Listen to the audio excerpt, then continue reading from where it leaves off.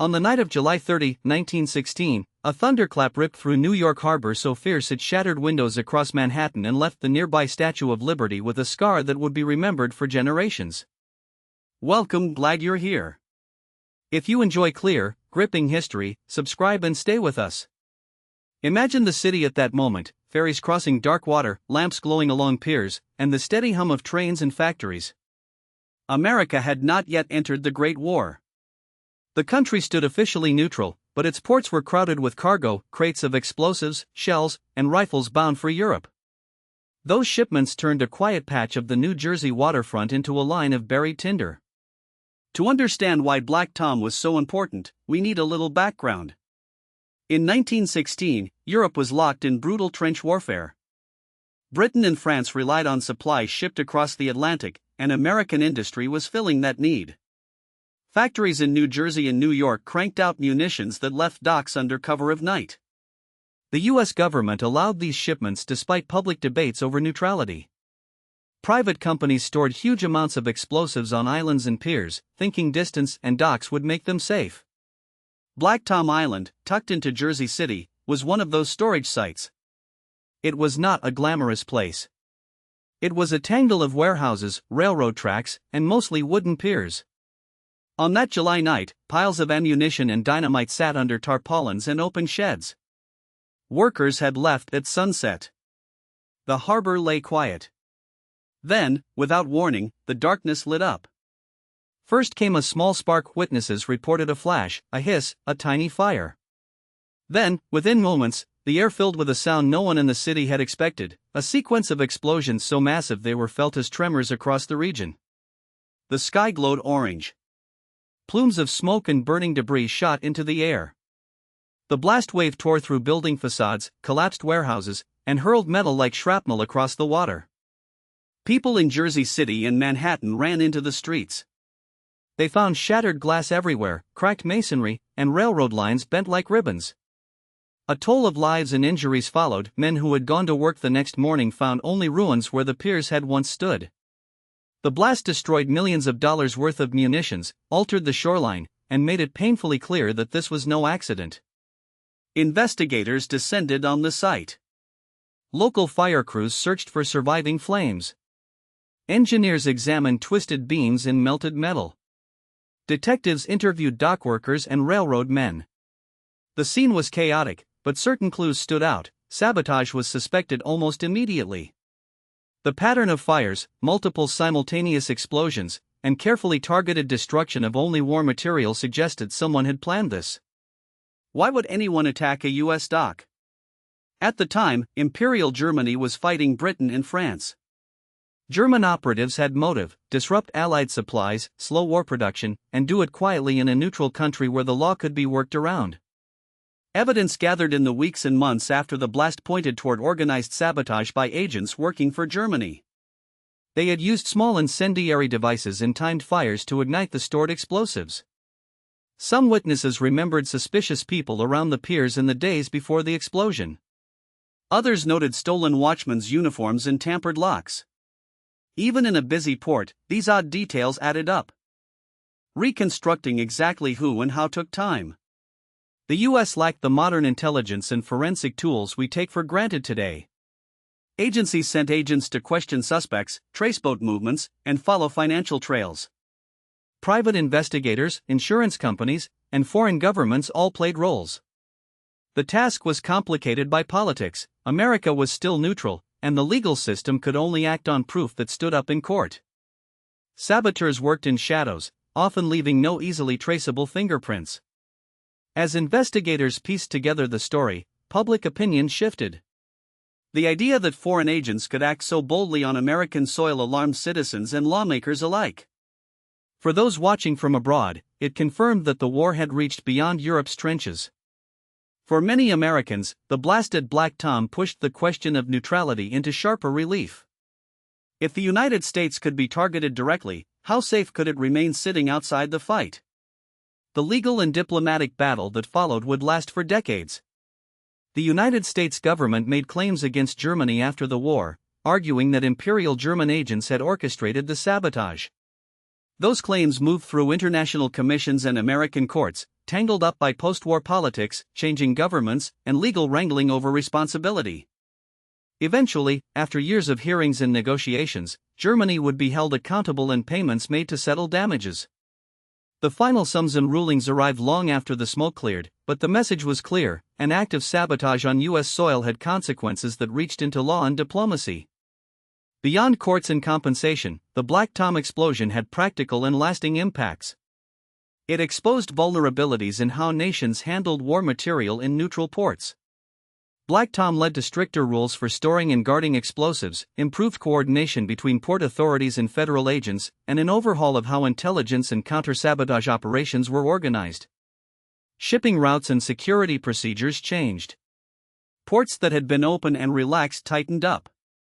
The event helped shape the growing idea that domestic security and foreign policy were linked, that threats from overseas could become local emergencies overnight. Culturally, the blast left marks too. The Statue of Liberty, standing not far from the explosion, was damaged. The torch has been closed to the public since that year, and visitors can still feel the echo of that night when they look at the statue's base. Newspapers across the country ran dramatic front pages. Artists and cartoonists used the event to comment on neutrality and national safety. Families of victims and injured workers sought repairs and recompense. For a generation of New Yorkers, the memory of shattered glass and the smell of burning tar lingered. Perhaps most importantly, Black Tom changed how Americans thought about war far from their borders. The explosion helped shift public opinion in small but meaningful ways, nudging the country toward a more engaged posture. When the United States declared war in April 1917, a little less than a year later, the memory of attacks at home, like those in New York Harbor, had already tilted the discussions that mattered. People began to accept the idea that isolation could not fully protect a nation in a world where weapons, information, and agents could travel across oceans in hours. What lessons did history take from Black Tom? First, that infrastructure must be protected, especially when it forms the backbone of a global conflict. Warehouses and docks are not passive backdrops, they are strategic targets. Second, that neutral ground can be a battlefield in disguise. Even when a nation claims no side, foreign powers may still act within its borders. Finally, that the work of finding the truth after an attack is often slow and messy, requiring persistence, legal skill, and international pressure. Today, the site of Black Tom is reclaimed in different ways. Parts of the old island and piers have been absorbed into parks and developments. The scars on the landscape and on the Statue of Liberty remain part of a story taught in museums and classrooms. When you visit the waterfront now, it's hard to imagine the night the sky turned as bright as day and the harbor became a scene of destruction. But that memory is woven into the city's history, a reminder of how global conflicts can touch even the busiest harbors. Black Tom is not just a tale of a dramatic explosion. It's a human story of risk and consequence: dock workers who lost livelihoods, families who mourned, officials who scrambled for answers, and a nation forced to reckon with threats at its doorstep. It's also a legal saga that stretched across decades, showing how the law tries to make sense of violence in an international age. And it's a cautionary story about preparedness and the price of unguarded danger. As we look back, we can see Black Tom as one of the many moments that steered America from cautious neutrality into the wider currents of the 20th century. The blast did not by itself decide the nation's fate, but it helped tilt the balance. It changed ports, policies, and perceptions, and it left a visible mark on a symbol many Americans know well. If this history sparked your curiosity, there are layers to explore: the personal stories of those on the docks, the technical work of rebuilding, and the legal records that followed. Subscribe if you want more clear, visual stories from the past that reveal how single events can ripple across time. Thanks for watching, and the next time you stand near the harbor, listen for the echoes of that fiery night in 1916. Hook, a massive explosion in New York Harbor. On a summer night in 1916, a massive blast ripped through New York Harbor and turned a busy waterfront into a scene of fire, smoke, and shattered glass. Hello.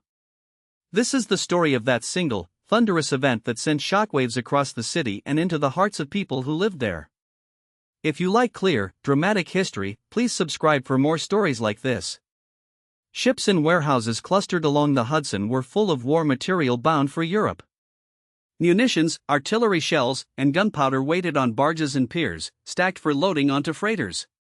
The pier complex at Black Tom, a small man-made island near Jersey City, served as a transfer point for those shipments. The United States was officially neutral at the time, but commerce flowed, and private companies kept the docks crowded with explosive cargo. Normal evening routines gave no hint of the devastation to come. Then came the explosion. A single, enormous detonation tore through the night.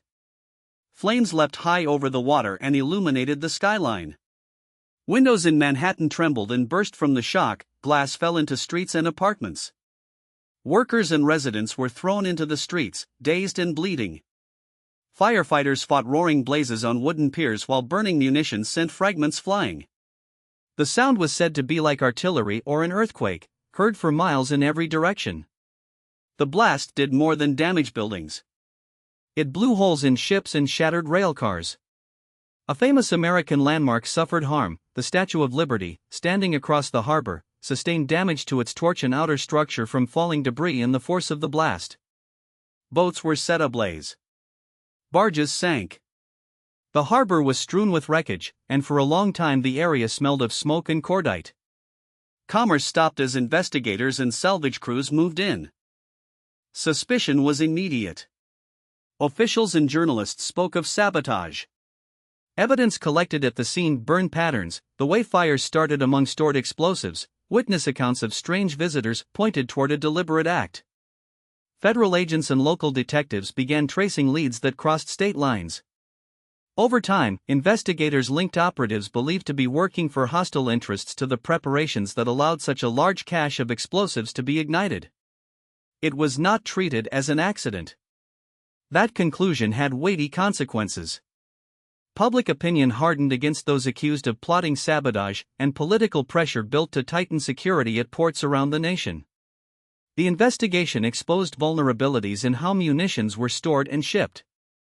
Practical changes followed: stricter supervision of cargo, better coordination between local police and federal investigators, and an increased focus on counter-sabotage measures at critical infrastructure sites.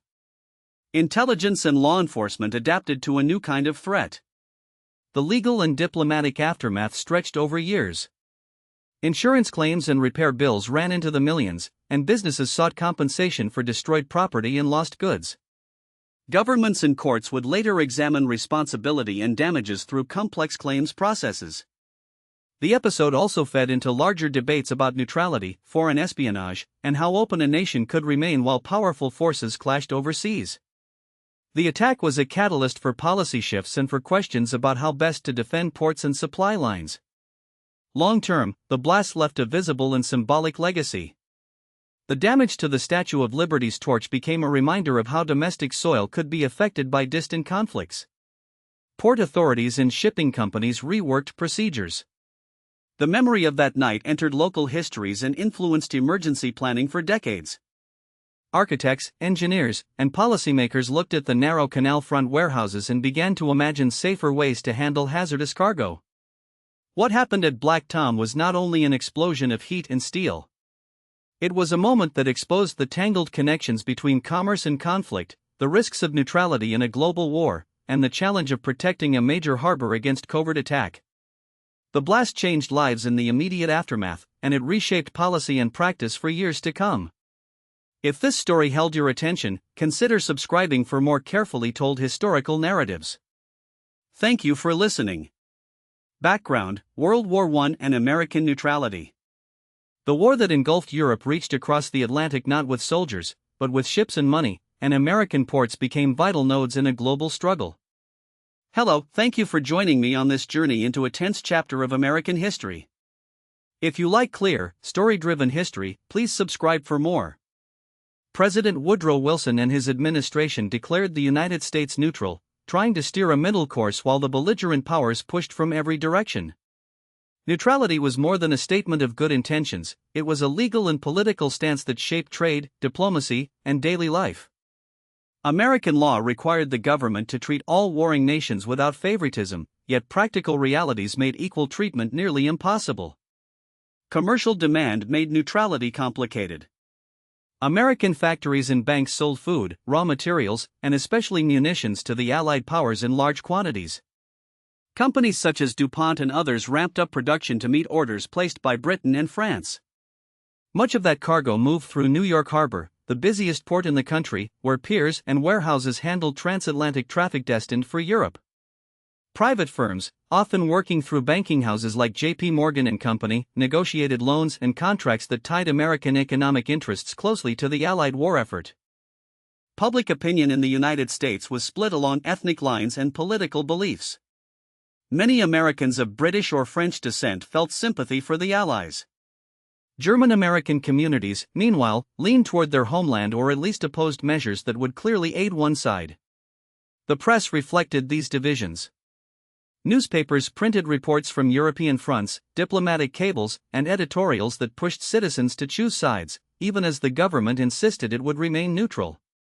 Neutrality had legal consequences at home.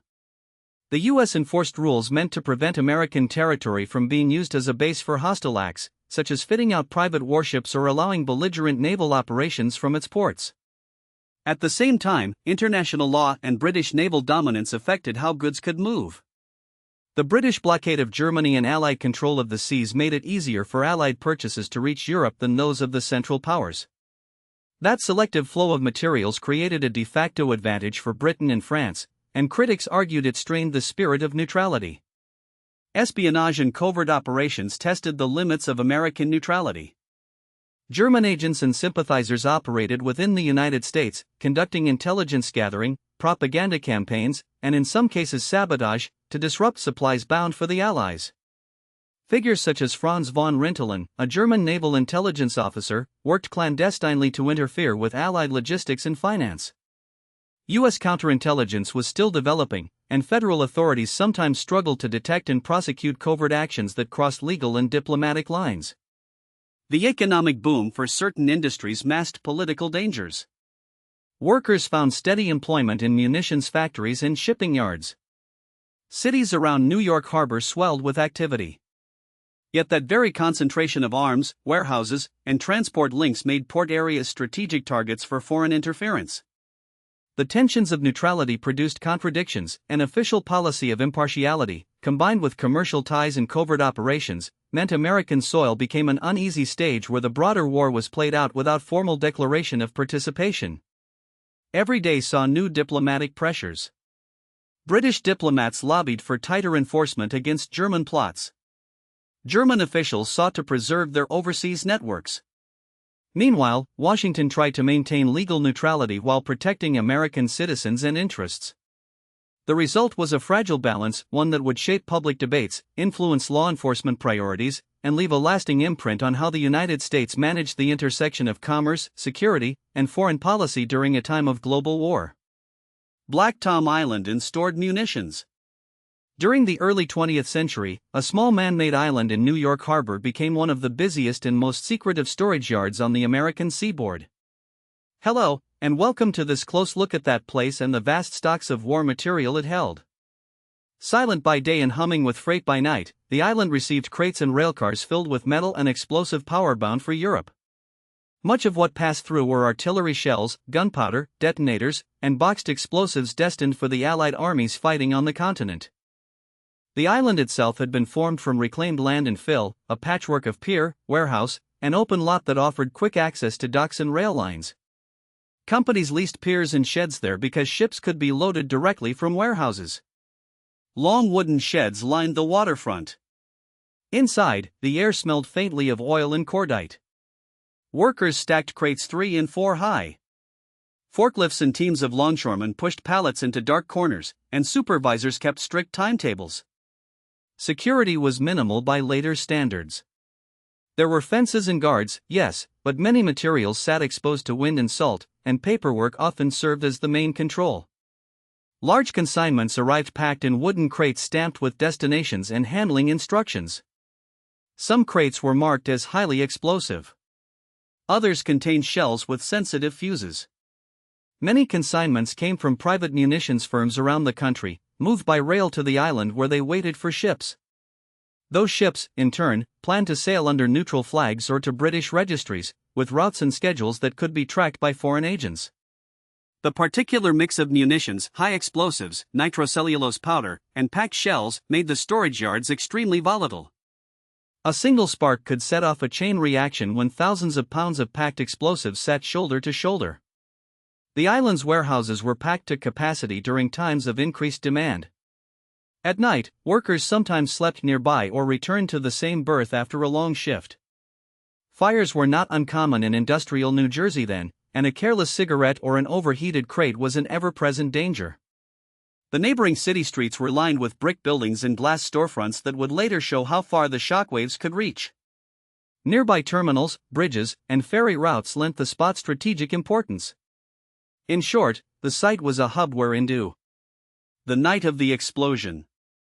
A thunderous roar rose from the waterfront and a white flame split the night, visible for miles across the harbor. Hello, and thank you for joining this story. If you like what you hear, please subscribe for more. Ships and warehouses along the Jersey shoreline held the stacking pressure of war without firing a shot that night. Piles of munitions, crates of explosives, and drums of powder waited under lamps and tarps, destined for foreign battlefields. The island where they were kept was a low, man-made spit of land, close enough to the Statue of Liberty to share its shadow on a clear evening. Workers moved by lantern light. Train cars hissed as they settled into place. Routine masked danger. A single spark turned routine into catastrophe. One moment the harbor was a place of routine noise, the creak of timbers, slosh of water against docks, the low talk of men on the piers. The next moment a blaze grew with the speed and judgment of an animal. The first explosions were sharp, metallic cracks like a row of giant pistols. Then the bigger detonations came, deeper and fuller, as thousands of pounds of munitions found the air. Fire raced along piles of ordnance, swallowing boxes, setting beams, and tarpaulins aflame. A column of smoke rose and rolled over the water like a dark thunderhead. Windows shattered across rivers and streets. Glass fell in rain from tenement windows in Manhattan. The blast was felt as a tremor, slamming doors in houses and throwing people from their beds. People on watch at the harbor described seeing a sheet of flame that lit faces on the opposite shoreline. Concrete and brick buckled, warehouses collapsed inward in collapsing waves. The blast threw pieces of metal and timber like missiles, and debris rained over wharves and into the water. Nearby ships listed in crews scrambled to fight fires and cut anchors free. Small boats came toward the glow until crews found the heat too intense and had to turn away. The statue in the harbor did not escape. Shrapnel and falling debris found the raised arm and torch. The torch was damaged, its interior mechanics wrecked, and small fragments of metal lodged in the statue's structure. After that night the public was barred from the torch, and the damage remained a visible symbol of vulnerability. People who saw the scene remembered the broken torch long after other repairs were made. That image, Liberty's light dimmed by violence, settled in the national imagination. Eyewitness accounts varied in detail but not in feeling. Some remembered the air smelling of salt and burning cordite. Others said the night sounded like an earthquake. First responders, police, firemen, dock workers rushed toward the blaze. They found a landscape of ruin, twisted rails, a crater where piles of shells had been, and fires that flared as if fed by the harbor itself. Men worked with buckets and axes, passing water hand to hand. The nearest hospitals filled quickly with injured dock workers and sailors. Some injured were burned, others hurt by glass and flying metal. Confusion ruled the first hours. People moved through smoke and ruin, calling out for missing friends and searching for survivors. Investigators came with lanterns and notebooks. Engineers and police tried to piece together the origin of the fire amid smoking wreckage. In the wreck stacks they found evidence of incendiary fires that had started at particular points rather than a single accidental spark. Witnesses told of suspicious men seen near the docks in days before the blast. Statements came in describing small, deliberate fires set among boxes. Traces of chemicals and carefully placed fuses suggested design rather than chance. These clues pointed away from accident. The inquiry widened quickly. Officials looked beyond the immediate scene to shipping records, travel logs, and the flow of people into the harbor district. Patterns emerged that fit a larger pattern of sabotage reported in other ports and rail yards. The fingerprints were not literal. Rather, they were a string of behavior, agents moving quietly through industrial neighborhoods, recruits hired for dock work who then disappeared, and parcels arriving without clear origin. When investigators traced leads beyond the docks, they found links to foreign networks known to favor secretive disruption of munitions movement. Political pressure grew as the public learned that this was not random violence but a deliberate strike on the nation's supply lines. Questions were asked in offices and in newspapers. Was the city safe? Could factories and warehouses anywhere be trusted? The attack undercut a sense of wartime insulation on American soil. People who had thought the fighting was far away now knew that conflict could reach warehouses, harbors, and national symbols. The legal and diplomatic fallout took shape slowly. Government lawyers collected testimony and technical reports. Insurance claims piled up. Property damage estimates ran into the millions. Those figures were staggering for a single night of flames. But alongside the money was a far deeper cost: trust. Port operators tightened rules and changed procedures. Officials reassessed how materials were stored and who could gain access to sensitive areas. Locks and patrols multiplied. New routines of inspection and chain of custody became commonplace in loading yards and on piers. The story of that night also entered personal lives. Families who lost wages as warehouses burned faced hard weeks. Men who fought the fires carried scars, seen and unseen, for years. Workers who had walked the piers before now moved with new wariness. The harbor itself changed in the months that followed as repairs and reconstructions altered lines of wharf and dock. Some piles of timber and steel were rebuilt, others were abandoned or redesigned to reduce risk. Long term, the blast helped shape how the nation thought about homeland security. Government agencies that had once focused narrowly on foreign policy now paid more attention to covert action and the protection of domestic industry. Intelligence services collected new dossiers. Courts and diplomats debated responsibility for acts staged from foreign soil. Rebuilding the docks and the statue led planners to ask hard questions about public access and the best way to protect shared symbols and vital supplies. Those debates would influence policy for years. In the cultural memory, the night remained a turning point. Newspapers replayed the images: glass-strewn streets, the torch-damaged, harbor lights reflected in columns of smoke. Poets and speakers used the scene as a warning that distant wars might have close consequences. At the same time, ordinary people told simpler stories of neighbors helping one another, of men diving into cold water to pull floating crates free, of firefighters who refused to leave until every ember was controlled. Such acts threaded hope through the ash. The harbor eventually healed. Repairs were carried out to docks and warehouses, and the statue's damaged parts were fixed. But the rules had changed. Inspections became regular. Ports kept better records, and the idea of sabotage was taken seriously by law enforcement. A single night of fury had forced a broader look at vulnerabilities and at the limits of neutrality in a world where faraway conflicts could touch home. So the night lived on in many ways, as a lesson in the danger of complacency, as a story of human resilience, and as a legal and political catalyst. Memory held both the shock and the response, the noise of destruction and the determined work afterward to rebuild and to guard against a repeat. That small island of warehouses had been transformed by one night, but its legacy influenced the routines of an entire harbor and the thinking of a nation for decades to come. Investigation and German sabotage. When ships unloaded tons of ammunition into the crowded piers of New York Harbor, the war in Europe came ashore in a way few Americans expected.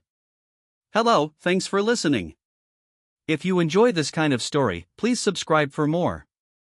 At first, investigators faced chaos. Firefighters and police arrived to a scene of shattered warehouses, burning crates, and a harbor full of floating debris. The blast had been enormous. Witnesses described shockwaves that shattered windows far across the city. Officials quickly realized this was not an ordinary accident. Munitions do not simply catch fire by themselves when stored carefully, and the pattern of destruction suggested a deliberate ignition. Federal agents joined local authorities and military ordnance experts to examine the ruins. They found evidence of deliberate placement, scattered fragments of timing mechanisms, the remains of containers that had been forced open from inside, and scorch patterns consistent with small fires started in multiple places rather than a single accidental spark. Eyewitnesses told of suspicious boats moving near the piers on the night before the blast. Men had been seen carrying tightly wrapped packages and leaving under cover of darkness. Such testimonies helped point investigators away from an accidental explanation and toward sabotage. Clues led to a wider web of clandestine activity tied to German intelligence. Operatives working through front companies and secret funding channels had been active in American ports, carrying out a campaign to disrupt arms shipments bound for the Allies. One well-known agent associated with these efforts was Franz von Rintelen, a German naval intelligence operative who directed a range of covert operations from offices in the United States. He and others used commercial contacts, local sympathizers, and covert methods to place incendiary devices and start fires in warehouses and ships. These operations were designed to look like isolated crimes while serving a strategic purpose far from the fighting in Europe. Investigators pieced together paper trails and financial records, tracing payments to shell companies and individuals who had suddenly increased their activity around munitions depots. Bank records and telegrams provided cold, bureaucratic proof that matched the physical evidence. Interrogations of local operatives and burglarized employees revealed how saboteurs exploited lax security at busy docks, nights full of shifts, crowded wharves, and the assumption that America's neutrality would keep violence far away. The combination of forensics, witness testimony, and recovered communications convinced many officials that the destruction had been orchestrated by foreign agents acting on behalf of Germany. The legal aftermath unfolded slowly and painfully. Insurance companies, private owners, and the federal government pursued claims through courts and international channels, arguing that the explosion had been caused by an enemy government's covert war. Those proceedings required a careful assembly of wartime intelligence, property records, and witness accounts. The process of assigning blame in court forced many classified files into public view and deepened American understanding of how espionage and sabotage networks operate. In time, tribunals and settlement negotiations placed formal responsibility on Imperial Germany for the attacks, providing victims with some measure of restitution, though no monetary payment could truly repair the psychological and civic damage. Long after the smoke cleared, consequences reshaped daily life in the harbor and beyond. Security at docks and freight yards became stricter, shipment manifests were watched more closely, and access to sensitive sites was restricted. The explosion left visible marks on the city. The Statue of Liberty, a symbol thousands of immigrants had seen as the promise of America, suffered damage and had its torch closed to the public for good. More broadly, the attack hardened public opinion and made clear that neutrality did not guarantee immunity from foreign intrigue. Federal agencies expanded their counter-espionage capabilities, learning the hard lesson that organized sabotage could be as strategically effective as naval attack. Stories from the investigation linger in archives, shipping ledgers annotated by hand, telegrams intercepted at cable offices, and sworn statements describing midnight rendezvous on the Hudson. Those documents showed how a small number of determined agents could exploit commerce, secrecy, and speed to cause destruction on a grand scale. The case also prompted new cooperation between military intelligence, federal law enforcement, and local police cooperation that would later become essential for handling more sophisticated threats. In the end, the investigation revealed a deliberate, coordinated effort to strike at American economic support for the Allies. It demonstrated the reach of wartime intelligence far from the trench lines, and it left a legacy of legal, civic, and security changes that lasted for decades. The scars on the harbor and the tightened procedures that followed became part of the story of how a neutral nation learned the true meaning of shadow warfare. Aftermath, damage, lawsuits, and forgotten history. A blast ripped through Jersey City and sent shockwaves across New York Harbor. Hello, and thank you for joining this close look at what came after that terrible night. If you like clear, human stories of history, please subscribe for more. The immediate damage was overwhelming and visible. Warehouses at an ammunition depot known as Black Tom were blown apart, wooden piers were splintered, and piles of shells and gunpowder that were waiting to be loaded onto ships detonated in a rolling, fiery roar. Windows shattered across Manhattan, glass and brick rained down on streets and rail yards. The Statue of Liberty itself suffered cracks and structural damage near the torch, and visitors were never again allowed to climb into the torch because of the danger revealed that night. Small boats in the harbor were tossed and burned, and fires chased first responders along the waterfront. Beyond the obvious debris, the blast tore a hole in the supply chain of a nation at war. Munitions meant for Allied forces were destroyed, sometimes leaving entire shipments reduced to bent metal and ruined crates. Trains stopped, ships had to be inspected and rerouted.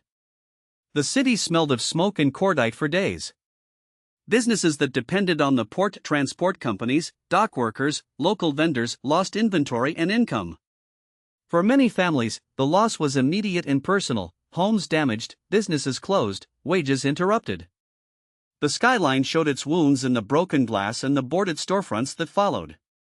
The human toll included injuries and deaths, though records for every victim were hard to gather amid the chaos. Hospitals filled with the wounded. First responders who had been the first on the docks carried the memory of screams and smoke for the rest of their lives. Some neighborhoods saw whole blocks of windows gone, light fixtures and chimneys toppled from the force. Rescue work became a race against further explosions, because unstable munitions could still detonate. The fear did not end with the last fire. People worried that more attacks might follow, and that fear changed how the city moved and worked. Legal action began almost immediately. Private companies, shippers, insurers, rail lines filed claims for destroyed goods and damaged property. Insurance adjusters counted broken plate glass, charred warehouses, and ruined cargo. Small claims and large suits multiplied in the courts. At the same time, federal investigators started to follow a different trail: fingerprints not just on shell casings, but on the motives behind the destruction. Evidence pointed away from accident and toward deliberate sabotage. That finding complicated the legal picture, because when a violent act crosses into the realm of foreign hostility, national governments and international law become involved. As lawsuits piled up, the process stretched out. Insurers argued about what their policies covered. Shipping companies disputed responsibility for storage and handling. Victims of property damage pursued compensation in state courts while the federal government took its grievances into diplomatic channels. Claims against a foreign power are not simple bills you can mail. They require negotiation, arbitration, and sometimes treaties. For those whose shops were reduced to charred foundations, legal procedures moved slowly. For decades, plaintiffs and their heirs waited for final settlements that might never fully restore what was lost. Memory and recognition did not do justice to the scale of the event. For many years the explosion faded from public attention, folded into the larger stories of war and change that followed. Newspapers carried the initial headlines, then turned to other crises. Secrecy during wartime helped suppress the full story. Officials worried that public alarm would aid enemy efforts. Local residents told their own stories and passed down fragments, but as neighborhoods changed, voices were lost. Industrial sites were cleared, piers rebuilt or replaced, and the exact footprint of the damage was paved over. A dramatic, dangerous episode that had shaped a community's life became a series of small local memories instead of a widely taught chapter. The Statue of Liberty's damaged torch remained a stark, visible reminder that did not translate automatically into a lasting public story. Tourists continued to arrive, but fewer learned why the torch was closed to visitors. Schools and guidebooks often omitted the episode, or mentioned it in passing. Over time, the detail that an act of sabotage had reached into the heart of the harbor became a footnote, borrowed only when someone told the story of the statue itself. Museums and historical societies have sometimes showcased documents and photos, and historians have dug into archives, but the broader public narrative remains thin. Rediscovery came unevenly. Scholars of espionage and wartime security turned fresh attention to the case, unearthing court transcripts, insurance ledgers, and correspondence between diplomats. Photographs of shattered warehouses and people sifting through rubble reappeared in exhibitions. Local historians placed small markers and gave talks that brought neighbors back to the waterfront's darker days.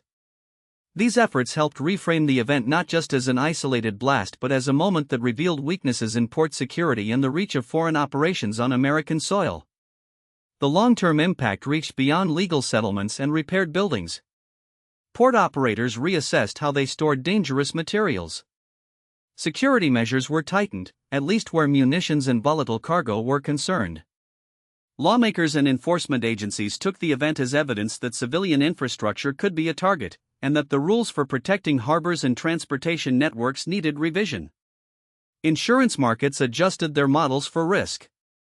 The legal fights created precedents about corporate liability and compensation during acts of war or sabotage, influencing how similar cases were handled in later decades. Today, the site is both familiar and strange. Modern skylines and parks stand where piers once burned. Tourists flock to nearby attractions, often unaware of the night when the harbor itself seemed to come apart.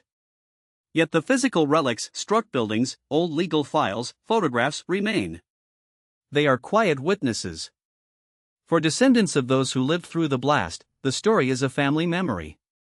For legal historians, it is a case study in how law and diplomacy intersect after violent loss. For the general public, it is a lesson about how quickly an event can be swallowed by larger narratives unless people deliberately preserve and tell it. We end on a human note. The blast changed lives in ways money could not fully mend: the noise that haunted a firefighter, the shopkeeper who reopened across town, the child who learned the story from a grandparent and then never heard it again. Remembering is not only about honoring the past. It sharpens how we protect the present. If we keep quiet about history, the same kinds of vulnerabilities can be overlooked. If we speak up, study, and mark the places that matter, then those who come after will have a clearer sense of how the past shaped their world. Thank you for listening to this account of the damage, the long legal struggles, and how history almost slipped away. If you found this meaningful, please subscribe for more stories that connect past events to today's world. A single blast in the night changed a nation's sense of safety. Hello, thank you for staying with me through this story of the Black Tom explosion. By now you know the key points. Before America entered World War I, agents working for Germany sabotaged munitions bound for the Allies. On July 30, 1916, a massive explosion rocked Black Tom Island in New York Harbor.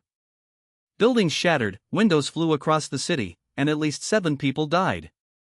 The damage reached the Statue of Liberty, knocking off pieces and forever linking its symbol to the violence of a hidden war. This attack did not happen in a vacuum. It grew from a tense global struggle, loose ports, and the murky world of covert operations. The explosion exposed how vulnerable American soil could be to foreign plots even far from the battlefields of Europe. Investigators followed fragments of evidence, eyewitness accounts, and financial trails. Years of legal fights and diplomacy pointed to German agents, and the U.S. government eventually secured compensation, but the wounds of that night were slow to heal. The long-term impact is clearer today. Black Tom accelerated changes in port security, shipping practices, and intelligence work. It pushed public opinion toward the idea that distant wars could reach American shores. The blast also left a quieter legacy: laws, court decisions, and an increased awareness of how sabotage and espionage are part of modern conflict. Memorials and records remind us of the victims and the lesson that freedom sometimes depends on careful watchfulness at home. Think for a moment how close this all feels to our lives now. Bombed windows and a ruptured harbor sound like faraway history, but the story of Black Tom speaks to something immediate: the fragility of safety, the cost of secrecy, and the brave people who piece together truth after disaster. If you value understanding how the past shapes our present, this is a story to hold on to. If you found this episode meaningful, please subscribe for more history told plainly and powerfully. A like or a share helps more viewers discover these stories. In upcoming episodes we'll look deeper into wartime espionage, life on the home front during World War I, and other moments when small acts changed the course of history. Thank you for watching and for keeping history alive with your attention. Remember the names and the lessons of Black Tom, not just as a moment of destruction, but as a turning point that taught a nation how to protect itself. Until next time, stay curious and keep asking the questions that connect us to our past.